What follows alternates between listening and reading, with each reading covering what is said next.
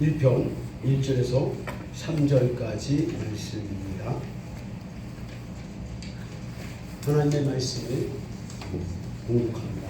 성령의 말씀을 경청하십시오.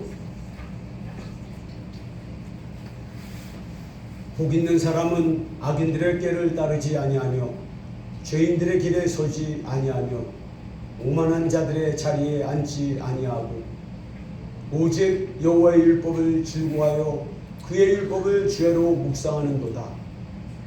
그는 시냇가에 심은 나무가 철을 따라 열매를 맺으며 그 잎사귀가 마르지 아니함 같으니 그가 하는 모든 일이 다 형통하리로다. 아멘. 이 말씀이 오늘 우리 예배드리는 모든 성도님들에게 이루어지기를 축복합니다. 할렐루야. 예, 우리 주님이 지금 이 자리에 함께 하십니다. 영으로 오신 예수님, 영으로 오신 우리 하나님, 영으로 오신 보혜사 성령님께서 오늘 우리와 함께 하시며 기뻐하시고 우리 한 분 한 분의 예배를 다 받으시는 줄 믿습니다. 그러므로 우리는 복받고 좀 하나님의 은혜 가운데 귀한 예배를 드리는 시간입니다. 옆에 분들에게 축하하고 인사해 주세요. 하나님께서 함께 하십니다. 하나님께서 복을 주십니다. 네, 할렐루야. 네. 자, 이 강단에 있는 이 목사도 한번 축복해 주세요. 네, 감사합니다. 할렐루야. 예. 이 성도님들의 이 축복을 받아야 저도 살아요. 목사도 예, 똑같습니다. 예.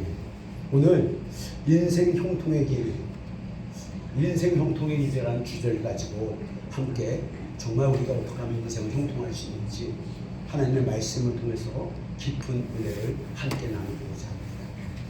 이 한 편의 말씀, 한 편의 설교를 잘 들으면 운명을 바꿉니다. 하나님께서 내 운명을 바꿔주십니다. 하나님의 말씀의 능력인 것이죠. 제가 능력 있는 게 아니라 하나님의 말씀의 능력인 것입니다. 그러므로 이 예배 시간은 세상 시간이 아닙니다. 하나님께 드려진 시간이고 하나님을 만나는 시간이기 때문에 내가 정말 집중할 때 하나님께서 내게 큰 은혜를 주신 것입니다. 그러므로 예배 드릴 때는 저를 바라보셔야 돼요. 강단, 목사님의 눈을 보셔야 합니다. 그럴 때 하나님의 능력이 말씀의 역사가 임하게 되는 것입니다. 할렐루야. 예. 오늘 말씀은 하나님 말씀 함께 은혜 나눕니다. 일반적으로 우리는 형통과 성공을 같은 것으로 생각합니다. 일이 한 곳마다 잘 되고 돈도 많이 벌고 그리고 또 명예도 올라가고 그러면 이것이 형통하고 성공한 삶이라고 생각합니다. 그러나 성경은 요셉이 성공하고 명예가 높아지고 부유함이 많아지고 애굽의 총리가 되었음에도 불구하고 그는 형통한 삶이 아니라고 말씀합니다. 오히려 요셉이 노예가 되고 애굽에 팔려서 종살이를 하다가 비참한 인생으로 떨어졌을 때 그때 하나님께서 그 요셉과 함께 하심으로 요셉이 형통하였다라고 말씀합니다. 인생의 대박을 이루고 인생을 역전시키고 그리고 세상에서 부귀와 명예를 얻고 정말 남모란 듯이 성공하는 삶, 그것이 형통한 인생이 아니라 하나님께서 함께하는 삶, 하나님이 인정해 주시는 삶이 형통한 삶이라는 것입니다. 하나님과 상관 있는 삶, 하나님이 인정해 주시는 삶을 살 때 형통한 것이라는 것입니다. 하나님을 떠나서 잘되고 번영하고 부유함이 많아지고 명예가 올라가는 것이 형통한 삶이 아니라는 것입니다. 오늘 우리는 이 형통에 대한 개념을 우리가 지금까지 알고 있는 형통한 삶, 성공하는 삶을 우리는 오늘 이 말씀을 통해서 다르게 개념을 정립하고 하나님이 가르쳐 주시는 형통한 삶으로 바꿔야 될 줄 믿습니다. 바꿔지기를 소망합니다. 세상에서는 이렇게 세상에서 성공하는 것이 남부럽지 않게 사는 것이 성공이고 형통한 삶이라고 하지만 하나님은 하나님을 떠나서 성공하는 것, 하나님과 관계없는 부유함과 명예는 형통한 삶이 아니라고 말씀하는 것입니다. 다시 말씀드리면 이 세상에서 모든 걸 가졌어도 하나님과 함께하지 않는 삶은 성공한 삶이 아니라 진정한 형통한 것이 아니라는 것입니다. 신약 성경에 보면 세상에서 성공한 어느 한 부자 이야기가 나옵니다. 그는 자색 옷을 입고 그리고 고운 베옷을 입고 그리고 날마다 화롭게 파티를 하면서 즐거운 인생을 누리고 있었습니다. 세상에서 보면 이 부자는 정말 성공한 사람입니다. 형통한 인생이라고 볼 수 있을 것입니다. 이 말씀을 현대적인 눈높이로 다시 보면 자신이 하던 사업에 태압이 나는 거예요. 그래서 어마어마한 부를 축적하게 됐습니다. 거부가 됐습니다. 그래서 큰 대저택을 짓고 거기에 좋은 것을 차리고 또 좋은 최고급 메이크업을 입고 여기 좋은 배옷을 비단 옷을 입었다 그러잖아요. 오늘 말로 말하면 최고급 옷을 입었다. 그러면서 어떡합니까? 화롭게 즐겼는데 파티를 열어요. 아는 지인들을 불러서 자주자주 불러서 먹고 마시면서 자기의 성공을 자랑하고 그리고 자기의 성공을 또 가진 걸 가지고 나누고 정말 즐겁고 행복한 삶을 누리고 있는 것입니다. 오늘 우리 현대 시각으로 보면은 이 부자의 인생은 분명히 형통한 삶입니다. 왜냐하면 하고 싶은 것 마음대로 할 수 있기 때문입니다. 그렇게 하고 싶은 것 마음대로 하고 있는 삶을 우리는 형통한 인생이라고 생각하기 때문입니다. 그러나 성경은 이 부자의 인생이 형통한 삶이 아니라 실패한 삶, 가장 비극적인 불행한 인생이라고 기록하고 있습니다. 그는 짧은 이 세상에서 100년 마음껏 누리면서 살았지만 사후 영원한 세계에서는 비참한 인생이 되고 말았습니다. 누가복음 16장 22절로 보면 이에 그 부자도 죽어 장사되며 그가 지옥에서 고통 중에 눈을 들어 멀리 아브라함과 그의 품에 있는 나사로를 보고 불러 이르되 말하되 아버지 아브라함이여 나를 긍휼히 여기사 나사로를 보내어 그의 손가락 끝에 물을 찍어 내 혀에 찍어 혀를 서늘하게 하여 주옵소서. 내가 이 불꽃 가운데서 너무나 괴롭습니다 라고 고백하는 것. 그때 아브라함이 어떻게 대답합니까? 너와 우리 사이에는 건널 수 없는 구렁이가 있고 큰 벽이 있어서 거기서 올 수도 없고 여기서 갈 수도 없다고 말합니다. 그러자 이 부자가 말합니다. 그러면 지금 저 세상에 내 형제, 다섯 형제가 있으니 그 나사로를 보내어서 제발 이 고통스러운 지옥에 오지 않게끔 꼭 좀 말씀 좀 전해달라고 그렇게 간곡히 부탁합니다. 그렇게 요청하는 거예요.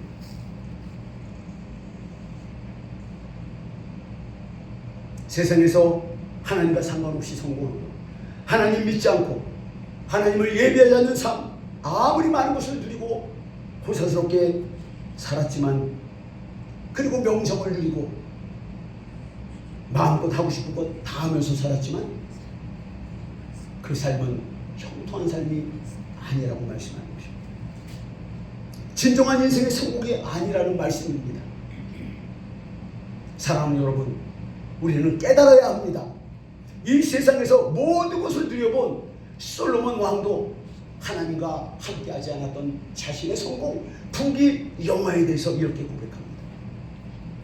전도서 2장 4절로 보면 나의 사업을 크게 하였노라. 내가 나를 위하여 집들을 짓고 포도원을 일구며 여러 동산과 과원을 만들고 그 가운데 각종 과목을 심었으며 나를 위하여 희목을 기르는 살림에 물을 주기를 위하여 못들을 팠으며 남녀노비를 사기도 하였고 나를 위하여 집에서 종들을 낳기도 하였으며 나보다 먼저 예루살렘에 있던 모든 자들보다 내가 소와 양떼의 소유를 더 많이 가졌습니다.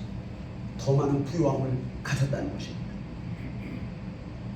은과 금과 왕들이 소유한 보배와 여러 가지 지방의 보배를 나를 위하여 쌓고 노래하는 남녀들과 인생을 기뻐하는 처첩들을 많이 뒀다. 솔로몬이 얼마나 부유했는지 그 재산이 이루 말할 수 많고 또 그 처첩을 무려 수십 명, 수백 명 거느리고 살았다는 것입니다. 또 이렇게 말합니다. 내가 이같이 창성하여 나보다 먼저 예루살렘에 있던 모든 자, 그러니까 자기보다 앞선 왕들인 거죠. 부유한 자들인 거죠. 그들보다도 더 창성하고 부유했다. 그리고 내게는 그런 지혜도 있었다는 것입니다. 정말 세상에서 보면 최고의 성공한 인생이고 최고의 형통한 인생인 것입니다. 10절에 무엇이든지 내 눈에 원하는 것을 내가 금하지 아니하였다. 그러니까 하고 싶은 것 다 했다는 것입니다. 다 누려봤다는 것입니다. 내 마음에 즐거워하는 것을 내가 막지 아니하였으니 이는 나의 모든 수고를 내 마음이 기뻐하였습니다. 이것이 나의 모든 수고로 말미암아 얻은 몫이다. 그만큼 수고해서 하는 것마다 손대는 것마다 다 찰겠다는 것입니다. 그런데 뭐라고 말씀합니까? 11절에 그 후에 내가 생각하여 본즉 내 손으로 한 모든 일과 내가 수고한 모든 것이 다 헛되어 바람을 잡는 것이며 해 아래서 무익한 것이다. 하나님을 떠나서 그 많은 부유함과 그 모든 재산과 명예와 즐거움을 다 누려봤는데 하나님을 떠나서 하나님과 상관하지 않는 그 부유함과 즐거움이 다 헛되다는 것입니다. 이 세상에서 모든 것을 해보고 누려보면서 살았지만 하나님과 관계하지 않고 하나님께 감사하지도 않고 하나님께 예배하지도 않고 하나님을 무시하고 살았던 삶, 자기가 잘나고 똑똑해서 자기의 능력으로 성공한 인생이라고 생각했는데 지나고 보니까 그것이 헛된 인생이라는 것입니다. 그렇게 고백하는 것입니다. 형통한 인생이 아니었다고 고백하고 있는 것입니다. 진정한 형통은 어떤 것입니까? 어떤 형편에 처하든지 하나님과 함께하는 인생이 되는 것입니다. 이거를 깨달아야 하는 것입니다. 이것을 깨달으시길 바랍니다. 요셉이 형들에게 인신매매로 애굽의 종으로 팔려갔습니다. 이 얼마나 기가 막힌 일입니까? 하나님과 함께하는 사람, 하나님과 동행하는 삶을 사는데 어찌하여 이런 일이 일어날 수가 있습니까? 그런데 성경은 요셉에게 형통하다고 말합니다. 창세기 39장 2절로 말씀을 보면 여호와께서 요셉과 함께 하심으로 그가 형통한 자가 되어 라고 말씀합니다. 인생의 밑바닥에 있는데 성공한 것이 아닌데 오히려 성경은 그 밑바닥에 있는 요셉, 그가 형통한 자라고 말합니다. 왜요? 하나님과 함께 하기 때문에. 또 요셉이 억울한 누명을 쓰고 강간 미수범으로 형무소에 수감되었습니다. 이 얼마나 기가 막힌 일입니까? 이 얼마나 억울한 일입니까? 그런데 성경은 여전히 요셉에게 뭐라고 말합니까? 형통한 인생이라고 말합니다. 창세기 39장 23절 말씀으로 보면 여호와께서 요셉과 함께 하시리라. 여호와께서 그를 범사에 형통하게 하셨더라. 아멘. 사랑하는 여러분, 종살이와 감옥에 갇힌 것이 그게 무슨 형통과 관계가 있겠습니까? 왜 성경은 이렇게 말하는 것입니까? 우리가 생각하는 형통과 하나님께서 생각하시는 형통이 다르기 때문입니다. 이 사회가 생각하는 형통은 모든 일이 잘 될 때 내가 원하는 학교도 가고 내가 원하는 직장도 가고 내가 원하는 만큼 돈도 벌고 또 사회에서 존경받고 높임을 받는 것, 그래서 내 인생이 형통하다고 말하는 것입니다. 그게 성공이라고 생각하기 때문에. 그러나 여러분, 오늘 분명히 그리고 확실하게 아시기 바랍니다. 하나님께서 말씀하시는 형통의 기준은 내가 성공하는 그 인생이 아니라 하나님과 함께하는 인생이라는 것입니다. 하나님과 관계가 없는 삶이 아니라 하나님 안에서 어려운 가운데서 좌절 가운데서도 하나님의 말씀을 의지하고 주님과 함께하는 삶이 형통한 삶이라고 말씀하고 있는 것입니다. 나를 위해 이 땅에 육체로 오셔서 나의 허물과 죄와 저주를 대신 받으시고 십자가에 못 박혀 죽으시고 사흘 만에 죽은 자 가운데서 부활하신 그 부활의 주님을 믿고 그분의 가르침을 따라서 살아가는 그 인생이 바로 형통한 인생이 되는 것입니다. 요셉은 불행한 환경 속에서도 하나님을 신뢰하였고 예수님을 따라 살았기 때문에 그래서 요셉을 형통한 인생이라고 하나님이 말씀하시는 것입니다. 그래서 우리가 진정한 형통의 삶을 원한다면 내 모든 삶이 하나님과 연관되어 있어야 하는 것입니다. 하나님과 함께하는 인생이 되어야 진정한 성공한 삶, 형통한 인생이 되는 것입니다.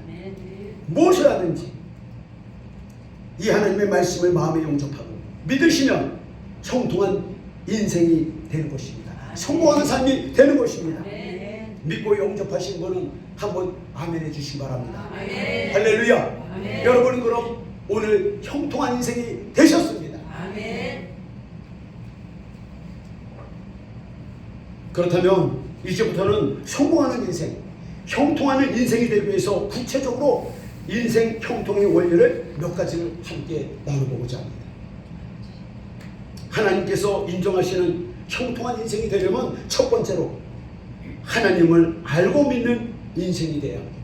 한번 따라해 봅시다. 하나님을 알고 믿는 인생. 예, 하나님을 알고 믿는 인생이 형통한 인생이 되는 것입니다. 창세기 1장 1절에 이런 말씀이 있습니다. 태초에 하나님이 천지를 창조하십니다. 아멘. 왜 성경에 가장 첫 번째 첫 장의 첫 구절에 왜 이 말씀이 기록되어 있습니까? 하나님을 온 만물을 창조하신 하나님이십니다. 창조주 하나님이십니다. 이것을 우리가 알고 믿고 영접할 때 우리는 형통한 인생이 되는 것입니다. 그러나 하나님을 믿지 않고 유물론을 믿고 그런 사람들은 무슨 세균이 진화가 되어서 이것이 진화되고 이것이 아메바가 되고 생물이 되고 동물이 되고 그래서 사람이 된다. 그러나 그런 인간의 철학과 학설을 성경은 단호하게 거부합니다. 하나님이 태초에 천지를 창조하시니 사람은 영원히 사람이고 동물은 영원히 동물이고 식물은 영원한 식물인 것입니다. 이것이 무슨 뭐 혼합돼서 바뀌어지고 새로 바뀌고 그런 것이 아닌 것입니다. 그것은 인간의 상상에 나온 그 이론과 철학에 불과한 것입니다. 성경은 분명히 말씀합니다. 하나님께서 모든 종류대로 모든 식물대로 모든 동물대로 각각 구별되게 창조하셨다는 것입니다. 오직 유일하게 하나님께서 우리 인간을 우리 사람을 당신의 모양과 형상으로 인격으로 창조하셨습니다. 이것을 알고 믿는 사람이 형통한 인생이 되는 것입니다.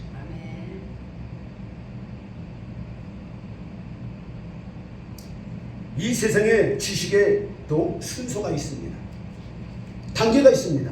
다시 말씀은 지식의 구조가 있는 것입니다. 한번 도표를 보십시오. 자, 이 세상의 지식의 구조인데 맨 꼭대기가 예수님 하나님이세요. 그 밑에가 성경입니다. 그 밑에가 신학입니다. 그 밑에가 철학입니다. 그 밑에가 인문학이에요. 뭐 과학, 법, 의학. 또 맨 밑에가 자연과학입니다. 광물, 기계 이런 것. 그런데 이 최고의 가장 높이 있는 지식이 무엇입니까? 바로 하나님을 아는 것입니다. 여러분 우리가 잘 아는 미국의 동부주에 있는 그 유명한 명문대들 그 아이비 리그들이 어떻게 세워진 줄 아십니까? 바로 하나님을 알기 위해서 신학교를 세우면서 거기에 이 철학가가 하나가 붙고 또 인문학이 붙고 자연과학이 붙고 사회과학이 붙고 그래서 오늘날 종합대학으로 발전한 것입니다. 그 지식은 하나님을 알아가는 것입니다. 이 세상의 지식은 자연과학을 통해서 그 창조주 하나님을 찾아 올라가는 것입니다. 또 인문학을 통해서 하나님을 찾아 올라가는 것입니다. 또 철학을 통해서 전능하신 그 창조주 하나님, 영원한 존재를 찾아 올라가는 것입니다. 그리고 궁극적으로 그 신학까지 도달하는 신학의 최종적인 목표는 바로 성경을 아는 것입니다. 성경을 연구하는 것입니다.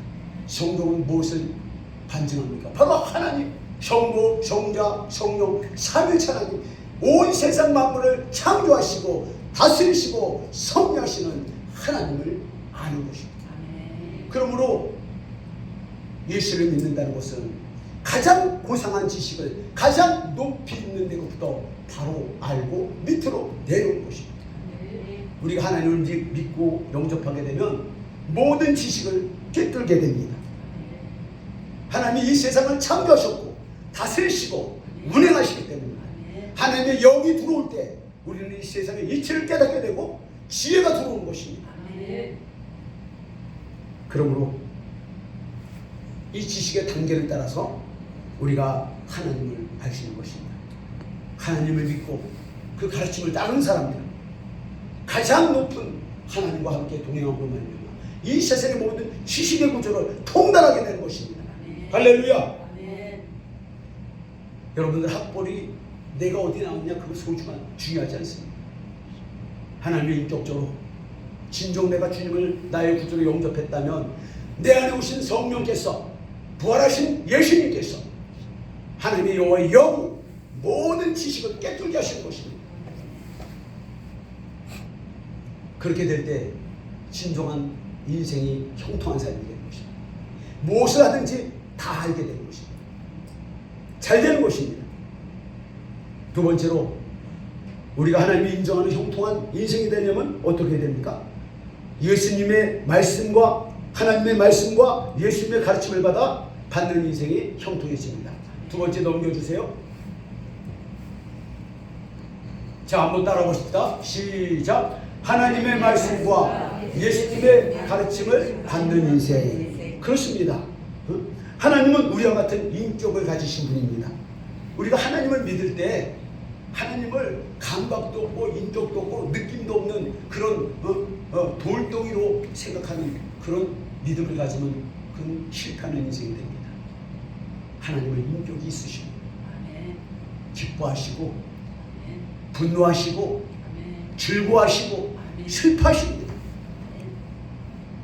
그래서 내가 기쁠 때는 기뻐하시고 우리가 슬퍼할 때는 함께 슬퍼하시는 인격적인 분이십니다. 하나님도 우리 사람들에게 그래서 존중받기를 원하십니다. 여러분, 내가 존중받지 않을 때 얼마나 기분이 나쁘고 마음의 상처가 됩니다. 하나님 똑같습니다. 하나님 지금 보이지 않는다고 내가 무시하고 내 마음대로 살아갈 때 하나님 얼마나 마음의 상처를 받으시겠습니까? 예배 드릴 때는 예배에 집중하시기 바랍니다. 하나님께서 다 보시는 것입니다. 그 마음에 아버지 하나님 마음에 상처를 주시고 이왕 예배 드리려면 진지하게 마음을 다해서 하나님과 인격적으로 교제하십니다.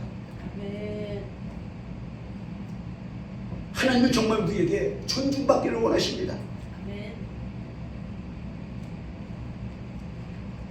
사무엘상에 나를 존중히 여기는 자를 내가 존중히 여기고 나를 멸시하는 자를 내가 경멸하리라 하셨습니다. 이스라엘의 초대왕 사울이 하나님의 말씀을 지키지 않고 제사장만이 집례할 수 있는 이 제사를 사무엘이 왕이라는 권한과 그 힘을 사용해서 하나님의 제사장이 오기 전에 왕이라는 그 권력을 가지고 하나님께 제사를 집례했습니다. 하나님의 말씀을 거역한 것입니다. 이것은 여호와 하나님께 불순종하고 하나님의 계명을 거역한 것입니다. 그래서 결국 그는 형통한 인생이 되지 못하였습니다. 너무나 안타깝습니다.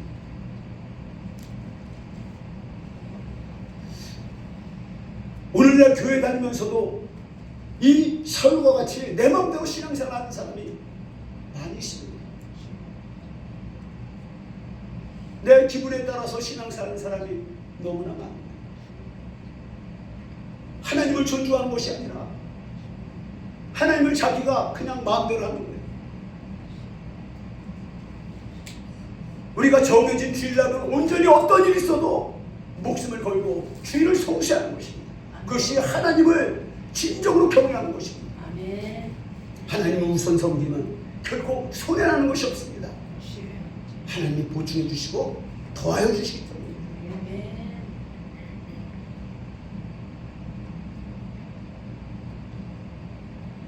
그러나 하나님의 말씀을 거역하지 않고 성경은 하나님의 말씀을 지키는 사람이 복 있는 사람이 되고 형통한 인생이 된다는 것을 강조하고 있습니다.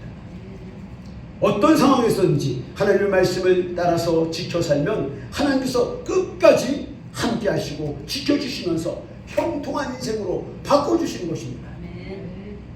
요셉이 그랬습니다. 실패한 삶 같아서 하나님을 의지하니까 그를 형통한 자리로 올려주시잖아요.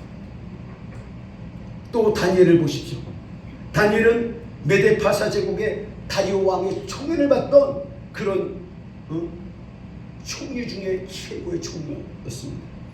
그런데 그가 흠잡을 데 없는 대적들이 그를 시기하고 모함해서 법을 하나 왕께 청원해서 만드는데 왕에게 절하는 것 외에는 어떤 신에게도 절하지 못하게 하는 법을 만들어서 그 법을 어기는 사람이 사자굴에 넣기를 원하나이다. 그래서 그 법을 만들었어요. 그 법이 한 달 동안 유효하게 되었습니다.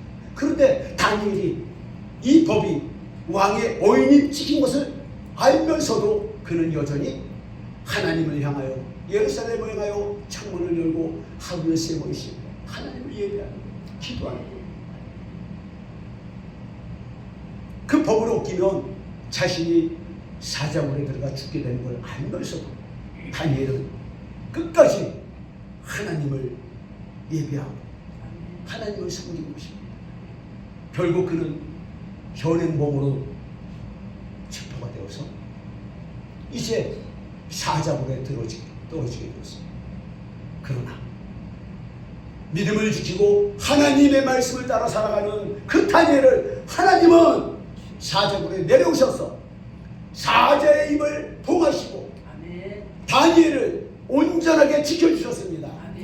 형통한 인생이 된 것입니다. 할렐루야. 다니엘을 모함했던 대신들은 오히려 도리어 사자밥이 되어서 죽고 말았습니다. 그러나 하나님을 끝까지 배반하지 아니하고 말씀을 따라 지켰던 이 다니엘은 더 높은 총애와 명예를 받고 그리고 형통한 인생이 되었습니다. 다니엘서 6장 3절에서 30절에서 그럼 넘어가겠습니다. 자, 성경은 어떤 상황에서도 믿음과 신앙을 지키는 사람은 복이 있는 사람, 인생을 형통한 인생이라고 말씀하고 있는 것입니다. 오늘 우리 본문 말씀 바로 하나님의 말씀을 지키는 사람에게 이렇게 범사가 형통하다는 것을 다시 한번 말씀하고 있습니다. 우리 한번 시편 1편 1절에서 3절 말씀을 다 같이 큰 소리로 함께 읽겠습니다. 시작. 복 있는 사람은 악인들의 꾀를 따르지 아니하며 죄인들의 길에 서지 아니하며 오만한 자들의 자리에 앉지 아니하고 오직 여호와의 율법을 즐거워하여 그의 율법을 주야로 묵상하는도다. 그는 시냇가에 심은 나무와 철을 따라 열매를 맺으며 그 잎사귀가 마르지 아니함 같으니 그가 하는 모든 일이 다 형통하리로다. 아멘. 여러분, 요셉처럼 다니엘처럼 하나님의 말씀을 지키며 살면 바로 형통한 인생이 됩니다. 형통한 인생이 되시길 축원드립니다. 육체로 이 세상에 오신 예수님께서 성경은 이렇게 기록하고 있습니다. 마가복음 10장 45절로 인자가 온 것은 섬김을 받으려 함이 아니라 도리어 섬기려 하고 자기 목숨을 많은 사람의 대속물로 주려 함이니라 하셨습니다. 예수님이 이 땅에 오신 목적이 우리를 섬기기 위해서 오셨다는 것입니다. 자신의 생명을 기까지 하면서. 그래서 그 예수님께서 우리를 위해서 하신, 인간을 위해서 하신 공생의 첫 사역이 무엇입니까? 바로 회당에서 예배드릴 때 그 성도 가운데 악한 영이 있는 걸 아시고 그 악한 영을 쫓아주신 것이 예수님의 사역의 첫 번째 일이었습니다. 사랑하는 성도 여러분, 왕이 시문에서 등극해서 첫 번째 사인하고 일하는 것, 그것은 앞으로 그 왕이 어떤 방향으로 정치를 하겠다는 것을 상징적으로 나타내는 것입니다. 미국의 트럼프 대통령이 대통령으로 취임해가지고 문서에 서명을 했는데 그 첫 번째 사인한 문서가 바로 이 중남미에서 불법으로 미국으로 들어오는 이민들을 막는 것을 금지하는 법에 서명을 하였습니다. 미국의 사회적 혼란을 막겠다는 거예요. 범죄율을 일으키는 것을 저지하겠다는 거예요. 트럼프 대통령의 앞으로의 그 국정 수행을 방향성을 알 수 있는 것입니다. 이처럼 예수님께서도 이 땅에 육체로 오셔서 30년을 준비하시고 공생의 3년을 시작하실 때 가장 먼저 하신 일이 상징성 있는 것입니다. 그런데 무슨 일을 하셨습니까? 밥을 벗어 어려운 사람들을 먹여준 것이 아닙니다. 선한 구제 일을 하신 것이 아닙니다.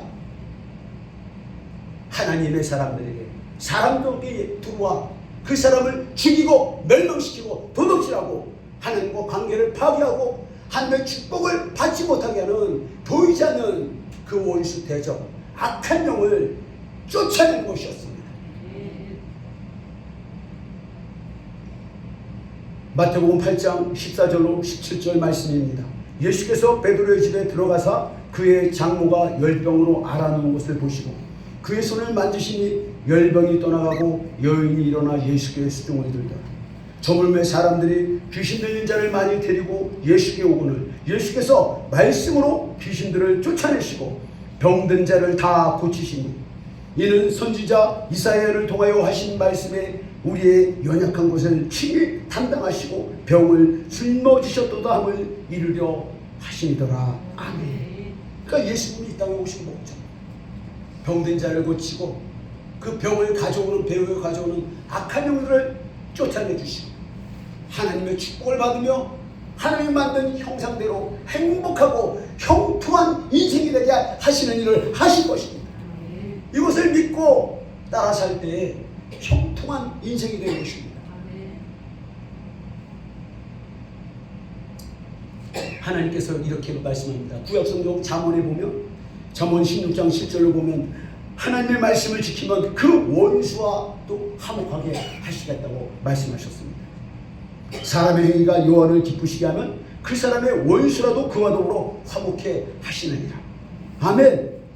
그러므로 우리는 인생 형통한 삶을 살기를 원한다면 하나님의 말씀을 따르고 또 예수님께서 행하신 일을 지키고 그분의 가르침대로 살아갈 때 형통한 인생이 되는 것입니다.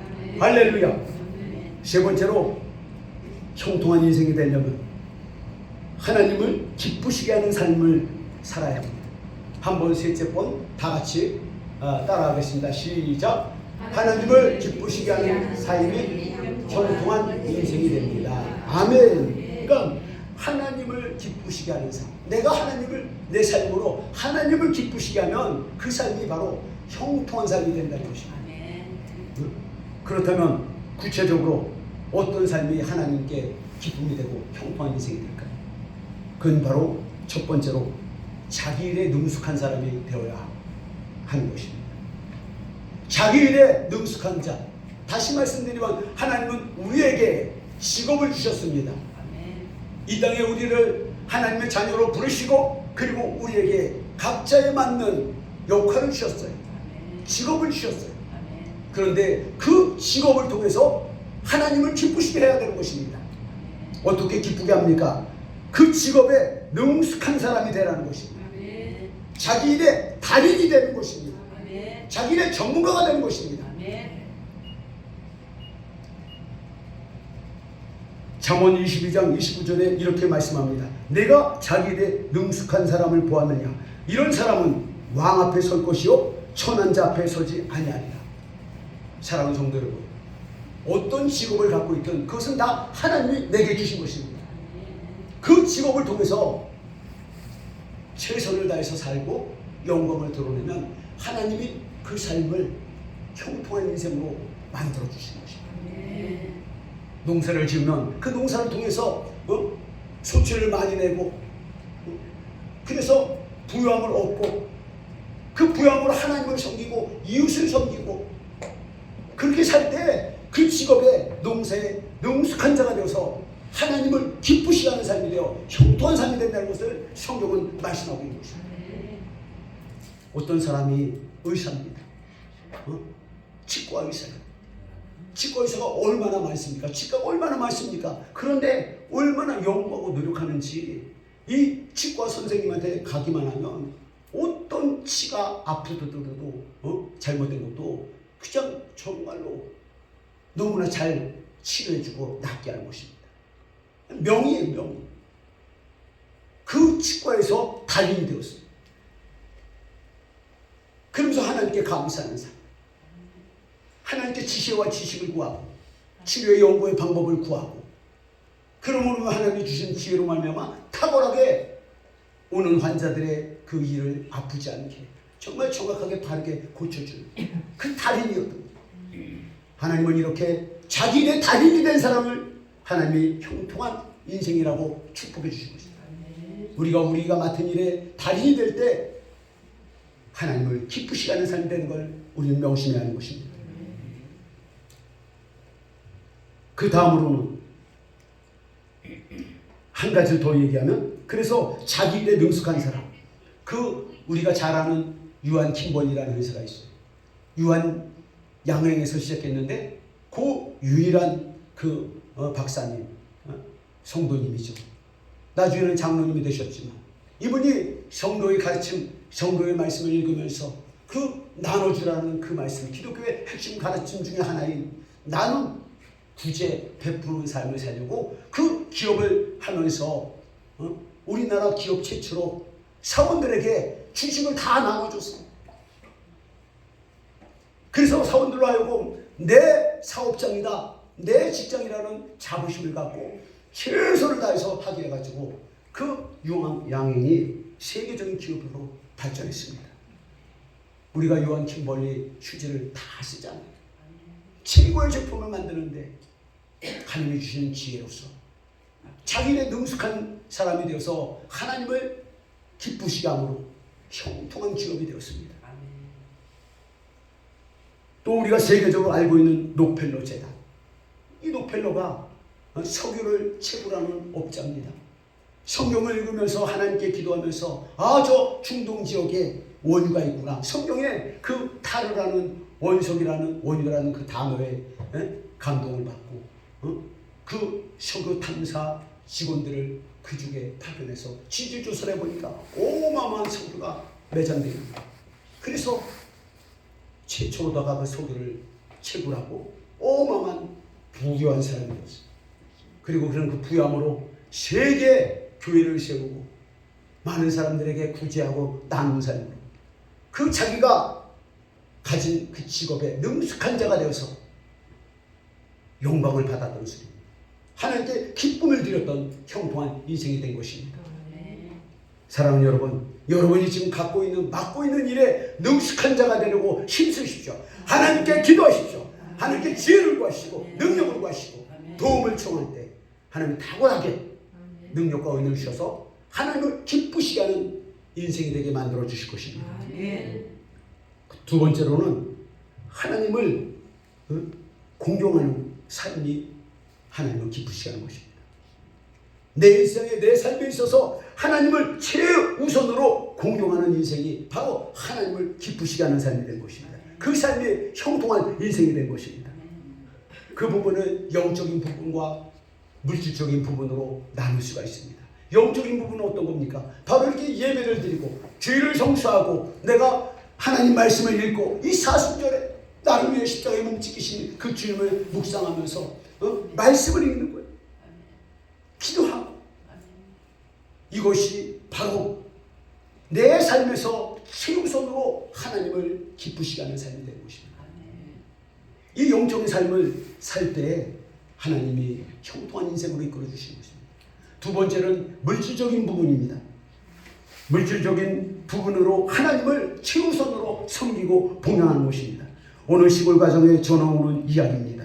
4대가 한 집에 오손도손 행복하게 살고 있었습니다. 재산이 넉넉하지 못한 생활 속에서도 그런 가운데서도 정말로 부모님을 공경하는 가정인데 자녀들이 얼마나 시국이 왕성한지 그럼에도 이 부모님은 먼저 자기의 부모님과 또 할머니 할아버지 이 부모님들의 먼저 밥을 푸는 거예요.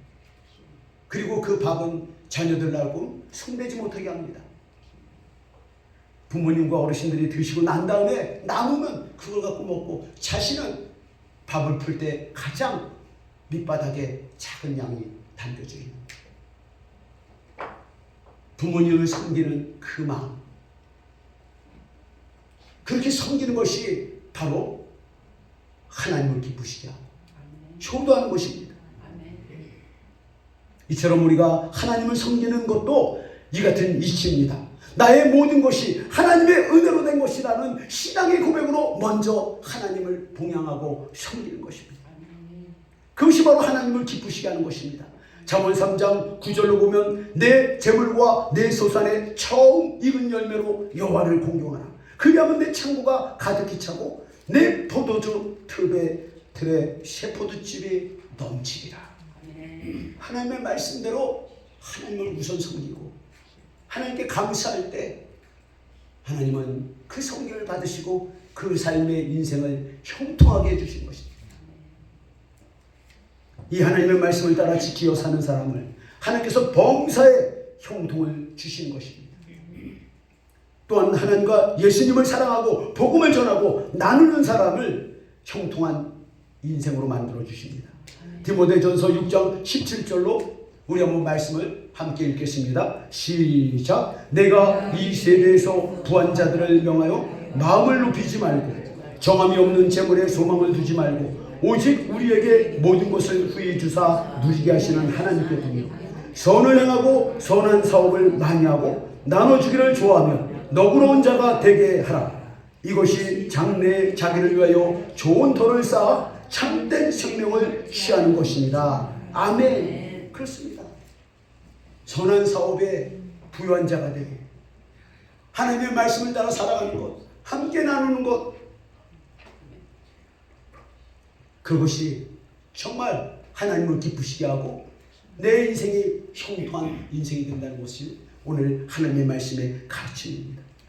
사랑하는 여러분, 인생 형통의 길은 바로 예수님 안에서 하나님과 함께하는 삶입니다. 세상에서 아무리 내가 성공하고 잘 되었어도 하나님과 함께하지 않은 삶은 성공한 것이 아니라 실패한 인생이 된 것입니다. 오늘 우리는 말씀을 통해서 세상에서 생각하는 형통, 내가 이제까지 생각했던 형통, 그 잘못된 형통의 개념을 이제는 바꾸고 하나님이 생각하고 하나님이 주시는 형통의 원리를 깨닫고 그 하나님의 형통을 따라 살아가는 저와 여러분이 되시기를 예수님의 이름으로 축원드립니다. 비록 지금 고난 가운데 있다 할지라도 내가 하나님을 믿고 그 말씀을 따라 살아가는 사람이라면 그 고난은 반드시 축복으로 바뀔 것입니다. 하나님께서 형통한 인생으로 바꿔주실 것입니다. 하나님은 사람이 아니시게 거짓말을 하지 아니하시고 인생이 아니시게 시건치 아니하십니다. 하신 말씀을 반드시 이루어주시는 분입니다. 오늘 우리의 인생의 모든 것을 바꾸시고 우리를 인생 형통의 길로 이끄시는 하나님의 말씀을 마음에 새기면서 이 한 주 내 인생에 진정한 형통한 사람이 되시기를 예수 그리스도의 이름으로 축원드립니다. 기도하시겠습니다. 오늘 받은 말씀을 마음에 새기면서 짧게 한 2, 3분간 통성으로 결단의 기도를 드리겠습니다.